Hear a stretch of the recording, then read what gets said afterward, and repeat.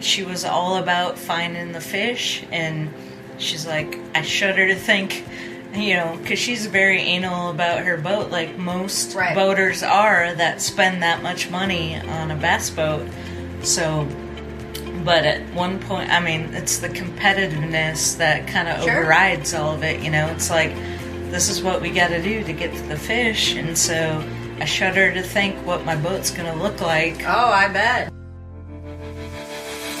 Welcome to the Woman Angler and Adventurer podcast, inspiring real women with a passion for fishing and the outdoors to go get their adventure on. Now, here's your fearless host, Angie Scott. Welcome, everyone, to this week's episode of the Woman Angler and Adventurer podcast. As I mentioned last week, I was in Missouri for the LBAA, which is the Lady Bass Anglers Association, the Women's Pro Bass Tour, to fish the Truman Lake Tournament, which was our last tournament of the year before the Classic. Things were a little different this year, both due to COVID and the hurricane that hit Louisiana and caused our Cane River event to be canceled. So instead of the Classic being the typical 3-day tournament, it turned into a 1-day shootout on Truman after the Truman Lake Tournament. This was my very first event with them ever, and I have to say I have mad respect for each and every one of these ladies. There were a lot of crazy things happening surrounding this event, such as ladies' vehicles breaking down on their way to Missouri, one of which was Tennessean Deanna Laverne. Deanna, I apologize. I know I've already had it on the podcast before. I might have said your name wrong again, but Deanna's transmission went out on her truck, and she had to rent a U-Haul box truck one way to get the boat back the rest of the way to Bucksaw Resort and Marina. Yes, I said one way. She carried on having no idea how they were going to get back home from there. Thankfully, our tournament director, Larry Valentine, lives in Kentucky and offered to pull her boat back to his place, and both Terry Sindrick and I offered to drive her back to Tennessee. Since I ended up making the Classic, they rode back with Terry, and that's just the kind of people and organization this is. And that wasn't the only crazy thing that happened. Early in the week, a couple anglers were debating on practice fishing despite the terrible weather conditions. They left their cabin and made their way to the lake, but ended up changing their minds. They decided their time would be better spent back at the cabin getting their tackle and gear in order. On the way back, they happened to come across a pickup truck that had overturned, so they stopped to help. There was already a man on the scene calling for assistance, but beyond that, he didn't really know what to do. So one of the ladies kicked out the window of the truck and freed the driver, and about that same time, the truck caught on fire. The man ended up being fine, just really shook up, but what an amazing story. So Truman Lake is a tad bit treacherous, especially if you've never boated or fished there before. Not only that, but any kind of cell service out there is extremely limited. On the last full practice day, one of the boaters got stuck on some mud going through a cut-through. The only number they could get through to was Bucksaw Marina. They told them that they couldn't come help them and to dial star 55, which would go to the Coast Guard. So I just happened to have gotten off the water with Terry Sindrick, and I was down there at the marina hoping to get some hot food because I was beyond hangry at that point. Come to find out, the restaurant had closed at 2 p.m. The sweet waitress, she offered to make me a ham sandwich or heat me up some potato soup. But while I was there, one of the workers had wandered in, and the gentleman at the marina asked if he could go out and get a couple ladies that were stuck on some mud. So the guy asked, well, are they staying at the resort? And he said, yes, they are. Evidently, that's a prerequisite to being a decent human being and going to help someone in distress out on the water. That concept is absolutely foreign to me. Boaters help boaters where I'm from, no questions asked. Meanwhile, the ladies were still stuck out there on the mud considering their options. One of them thought about getting out and pushing the boat, but a quick test of the dip net handle proved that anyone who got out of the boat there would be swallowed up by the mud. The next option was to spend the night in the frigid temps in the rod lockers, but one of them had a fear of getting trapped inside, so that was out of the question. I guess at the end of the day, the marina guy went out there and helped them, and all was well. Anyway, those are just a couple of stories, not to mention the number of skags lost on tree stumps and other miscellaneous mishaps. All that to say, these ladies mean business. I hope you enjoy this episode, which is part 1 of the 2-day tournament coverage. My roommate for this event, Bassengale Barbara Harris, and I in our room discussing and recapping the event. Stay tuned for next week's episode where we recap the very eventful day number 2.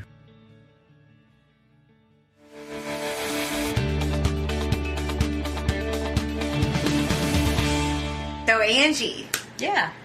you fished your first Lady Bass Anglers Association Professional Women's Tour Bass Tournament this weekend on Truman Lake at Missouri. First thoughts on Wednesday at the meeting. We'll start way back at the beginning. You haven't even fished yet. Wait, Wednesday? No, I practice fished. Okay, we'll go back to practice. You practice fished on Tuesday. Who'd you pre-fish with?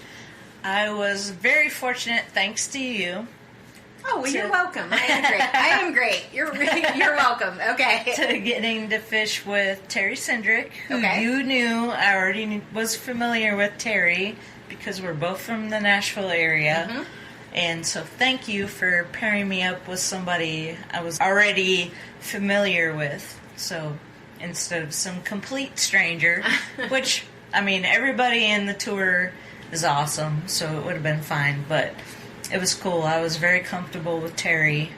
Everybody is comfortable with Terry. Yeah. And she'd already gotten to practice fish a couple days before I went out with her, and this is a very different body of water. I had no idea what to expect.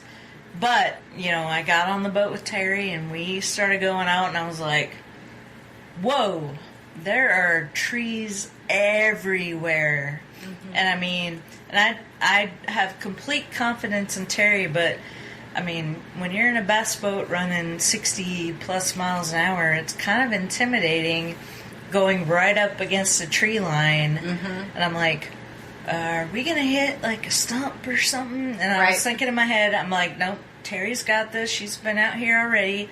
And we were fine. We didn't hit. But the way the channel runs, sometimes it runs right up along that tree line. And it's like, whoa. And you're looking at it like... I have fresh eyes. I've never been out here before. And I'm like, what is going on right now, Okay, I have to ask you a question. Okay. Now, before you went out on the water, did you look on Terry's boat and find your old crap handles? Did you know where those were? Oh, yeah. Okay, so you knew that. Yep. So were you holding on? I believe I was. Okay, yes. good. So, most important thing. I found my left-hand handle right there on the side of the boat. Okay, good. You were prepared then. That's all you can do. As a co-angler, that's really all you can do at that point. I don't know that I might not have looked close enough if there was a right-handed one, but I just grabbed under the corner of my seat if I needed it. All boats are different. Yeah. Always look. Yep. So, but no... she's a pro. She knew what she was doing. We had no issues. Yep. She used her electronics, and we followed the channels and went to the spots. And, even on practice day, she fished hard like it was tournament day. Yep. And it was impressive. And I mentioned this, so I made a Facebook post kind of recapping my experience, and I mentioned this, but this applies to practice day too. Like, the way this lake is set up, there's just trees everywhere. And so you don't know, the bass could be behind any tree in any cove. It's crazy. So we would go into coves full of trees and tree stumps, and like one lady described it, it's like a game of Plinko on The Price is Right. So you position your boat outside of that cove and let the wind kind of blow you through, and boop, boop, boop, boop, boop, you just bounce off the trees. That ain't quite the way we did it. Terry was like a master at the trolling motor, navigating through those trees. Yes, we bumped quite a few, But you know what? She was all about finding the fish, and she's like, I shudder to think, you know, because she's very anal about her boat, like most boaters are that spend that much money on a bass boat.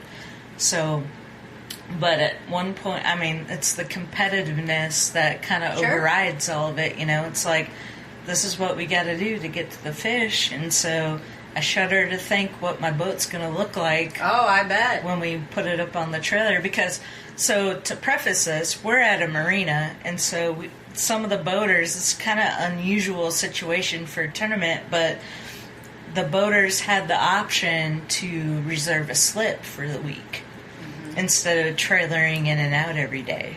And so a lot of the boaters opted for, you know, just to go ahead and get a slip, put her in, and all you got to do at the end of the day is, you know, dock it, and instead of much easier. Yeah, much easier. So it's a little bit different here. And so Terry was one of the boaters that opted for a slip, and so she's not been able to see what all this, you know, bumping Plinko game stuff has been all week on her boat. And you know, she's like, but the competitiveness, the drive to win, all that overrides worrying about little scrapes and scratches on your boat. Yep. So that's what we were doing, even on practice day, you know. But she's very good at working the trolling motor, so minimize the amount of that happening as much as possible. But yeah, very impressive. I was happy to fish with her. And then come Wednesday, which you mentioned, so that was, you know, my first, like, experience with the whole group of everybody. Okay. So we all got together for, like, a meeting, like a pre-meeting, but we also had a dinner, and it was a buffet kind of style Mexican food, which was very good. Good. And so that was kind of my first experience meeting the majority of the ladies. And, okay. Overwhelmed, nervous, excited, happy? Shocked? No, not shocked.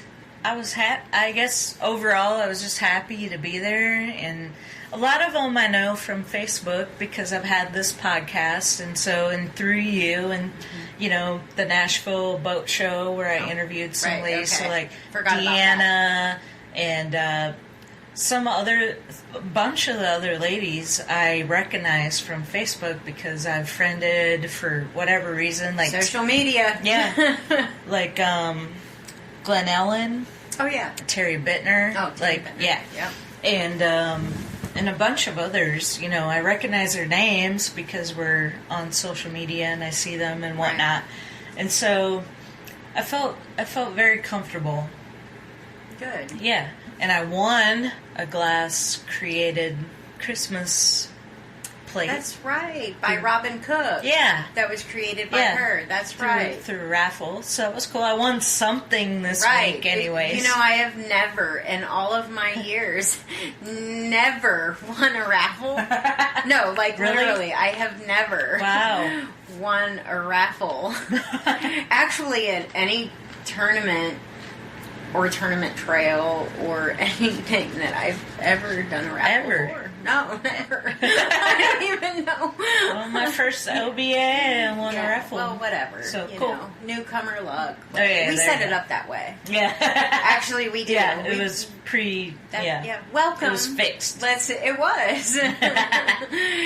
No, but that was cool. And then they called out who was going to be fishing with who, and of course I got Terry. Which is Cindric. really funny. That was that was hilarious. Yeah, I know. Not set up. Trust me. And so poor Terry, because we didn't catch any fish during practice day, which that was of no fault of her own. Most people did not catch any fish. I mean, that's just the conditions. I can vouch for that. Yeah, I caught a really nice white bass. Yeah, not the species practice. we're going for. So, I mean, you know, she might beat herself up over that, but it is of none of her doing. I mean, it was tough. And here's the thing, and I know that I've told you this. I mean, Terry, everybody knows how good Terry is, except for Terry. Yeah. She's always going to be hard. She is her own worst critic. Mm-hmm. So, yeah. I mean, I see her. I mean, she fishes Percy Priest. That's where I'm at. And I see her winning, and I'm like, Terry, what were you... Because you cannot catch fish on Percy Priest. It is a tough lake. And she goes out there and wins a kayak tournament. I'm like, you got to tell me, what were you fishing, you know? And bless her heart, she tells me, you know, she gives me some advice, and I'm like, thank you, you know, because it's Most tough, people won't. but she figures it out, and and that's the other thing, like, she's a very, you know, helpful, and that's why I said on that Facebook post I made, well, one of the reasons, you're the other reason, and some of the other ladies, but I've learned more about bass fishing this week than I have in the last 2 years, and that is no joke. Oh, wow. That's no joke. From billion-dollar ad budgets and arena naming rights to tens of thousands of retail locations, big wireless providers spend big to appear like they're your only option. How do they afford it all? That big bill you get at the end of every month. Mint Mobile had a different idea. Instead of brick and mortar overhead, Mint Mobile is online only. What does that mean for you? A whole lot of savings, because wireless plans from Mint Mobile start at just $15 a month. That's unlimited talk, text, and data for just $15 a month. You'll save enough that you can get a brand new rod and reel for the upcoming season. For anyone who just hates their phone bill, Mint Mobile offers premium wireless for just $15 a month. All plans come with unlimited talk, text, and high-speed data delivered on the nation's largest 5G network. You can use your own phone with any Mint Mobile plan, and you can even keep your same phone number along with all of your existing contacts. By going online only and eliminating traditional costs of retail, Mint Mobile passes significant savings on to you. Switch to Mint Mobile and get premium wireless service starting at just $15 a month. To get your new wireless plan for just $15 a month and get the plan shipped to your door for free, go to mintmobile.com/waypoint. That's mintmobile.com/waypoint. Cut your wireless bill to $15 a month at mintmobile.com/waypoint. That's And amazing. that's from fishing with Terry, that's from rooming with you, and that's from meeting some of the other ladies out here. So that is amazing. I will tell you what, when the ladies, you know, from the organization hear that, they will be misty-eyed and happy, because it'll mean a lot to them. And that's what's awesome, that I already kind of knew going in, but to see it and experience it firsthand is what's awesome about this organization. Nice. That probably people don't realize. I mean, they probably don't. That people are so willing to share information, because I've been in a lot of tournament situations, or not even just tournament situations. I mean, even just out fishing on a lake and just kind of passing by somebody, and like they're afraid to tell you that they just caught a fish around the corner on a green pumpkin 10-inch worm, like you're going to go around the lake and steal the rest of their fish. Right. You know, like it's just kind of strange, and yet we're all down here, and I mean, we'll get into kind of the next part as to what transpired, you know, on competition days, but you know, you talk about what you witnessed as far as competitiveness, but they're no joke. You know, you're not going to run into anybody that's more competitive than these ladies. No.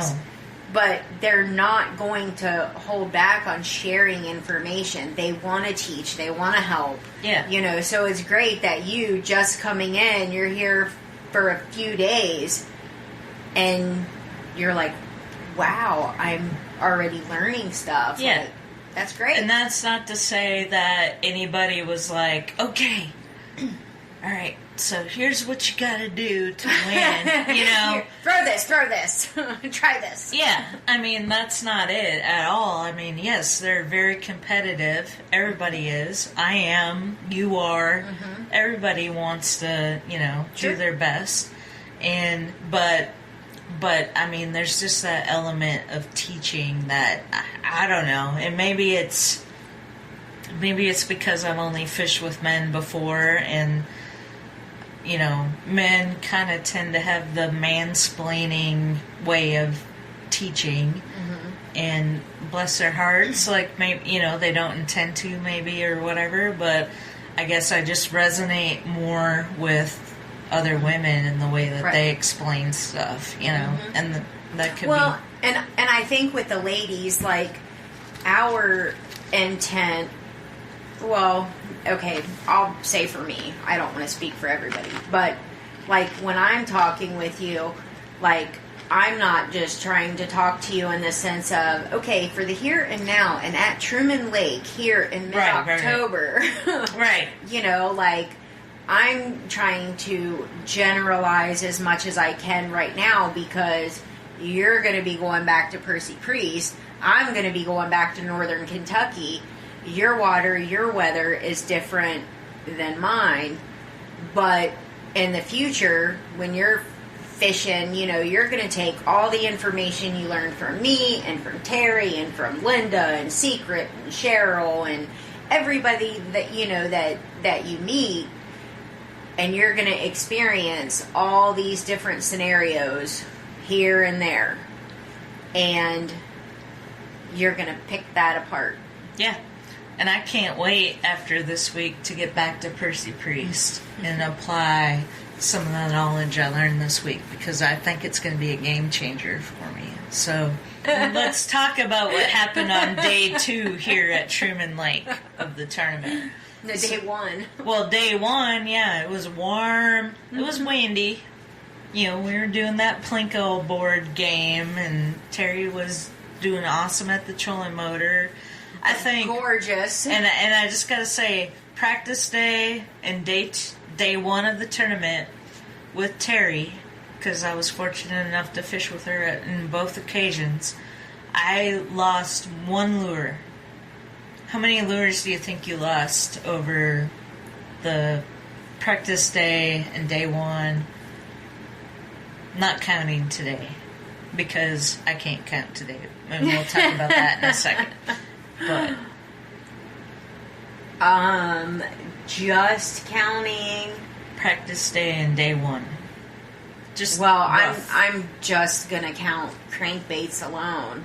I'm just gonna count crankbaits alone because they're, you know, crankbaits. Off the top of my head, at least 8.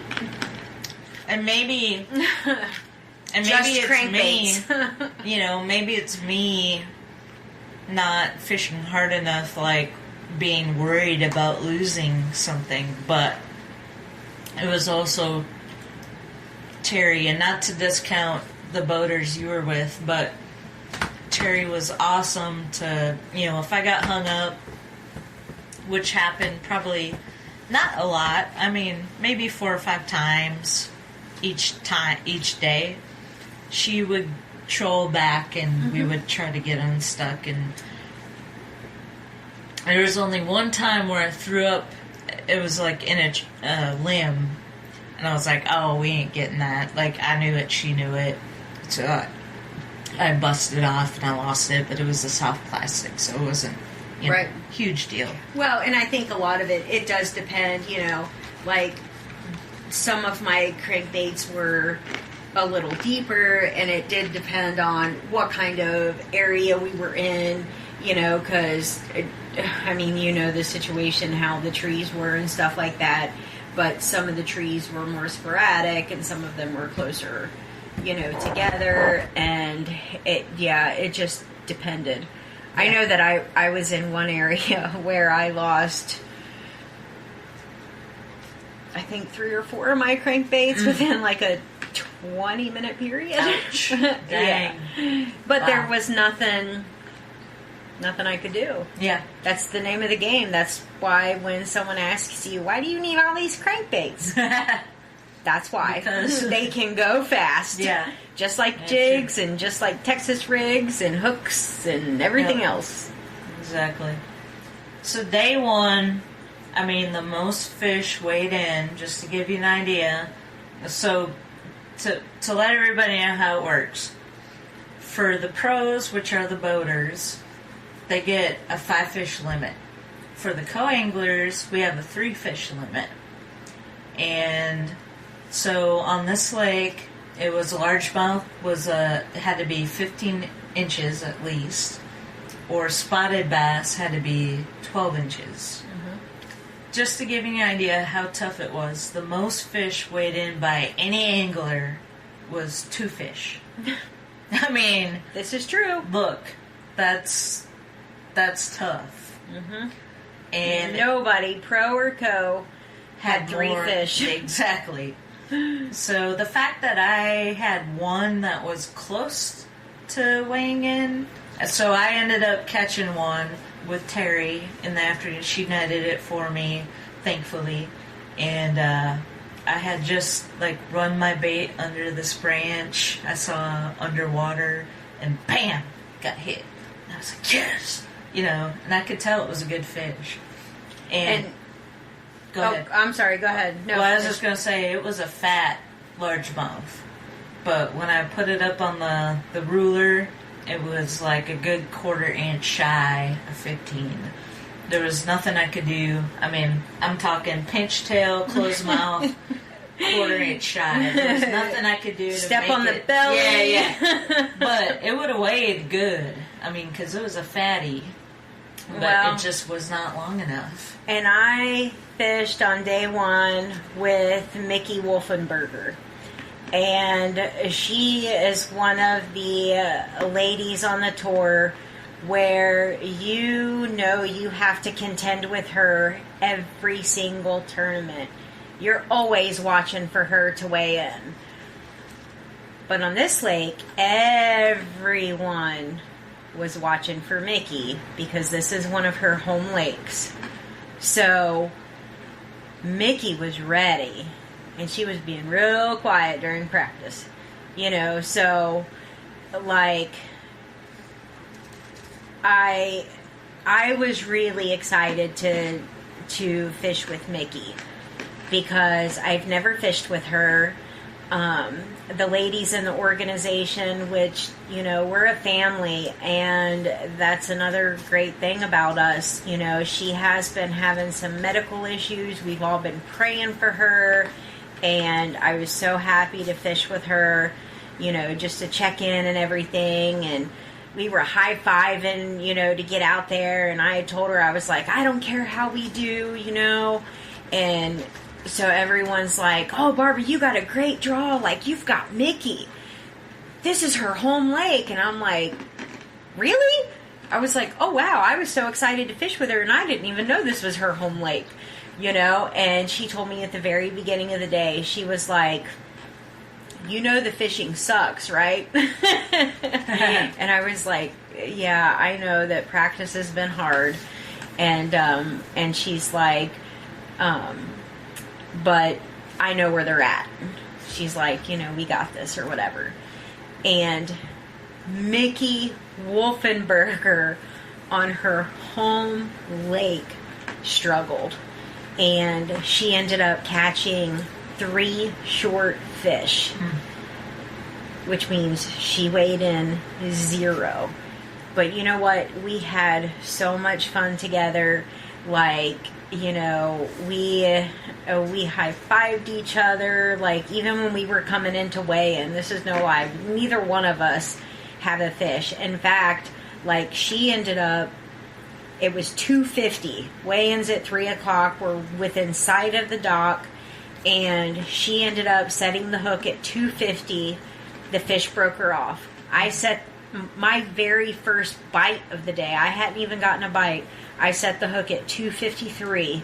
My largemouth comes out of the water and comes off because there was such a big bow in the line that I couldn't get a hook in him. And so we had both just lost a fish. Neither one of us had a keeper.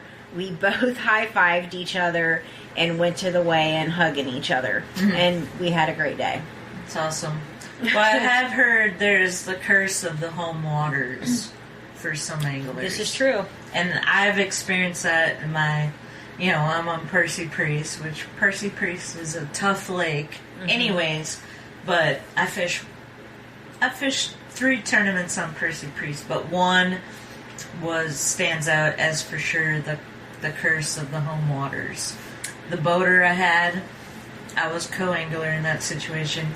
He didn't bring his net. He forgot it. I said, "Hey, well, I'm out here. Let's go over and grab my net, And he's like, "No, we'll be all right."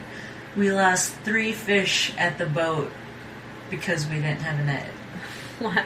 And came in with 0 fish between the 2 of us as a team. So yeah.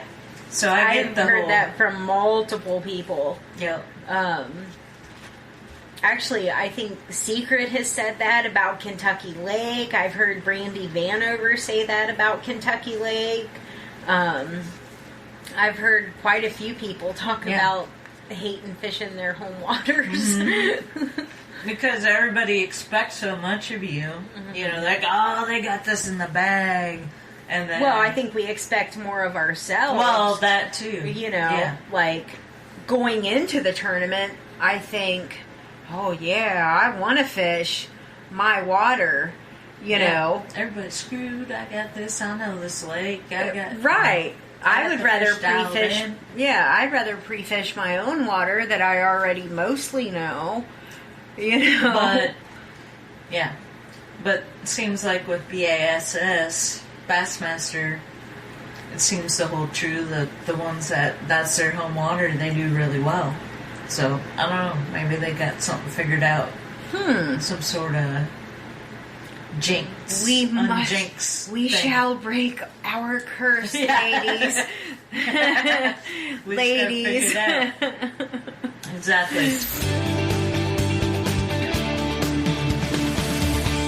All right, thanks for tuning in to this recap of my first LBA tournament, day 1. Co-angler Tiffany Hart ended up bringing the most weight in for the day overall, with her 2 fish totaling at 4.63 pounds. Stay tuned next week where we'll dive into the experience of day 2, and I'll fill you in on the results of the classic as well. Thanks, everyone.